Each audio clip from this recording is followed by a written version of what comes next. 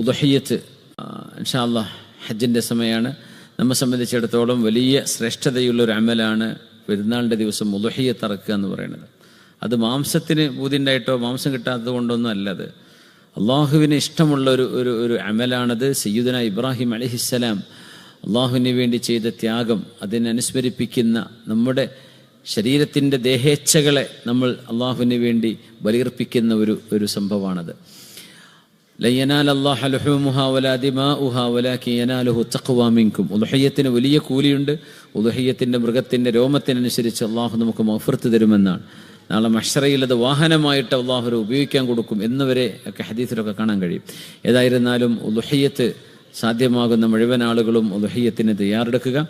നാട്ടിലാണ് നിങ്ങൾ ചെയ്യുന്നതെങ്കിൽ നാട്ടിൽ ആരെങ്കിലും അത് വക്കാലത്താക്കുക, ഒരാളെ ഏൽപ്പിക്കുക നിങ്ങളുടെ ഉദ്ഹിയ്യത്തിൻ്റെ വിഷയം.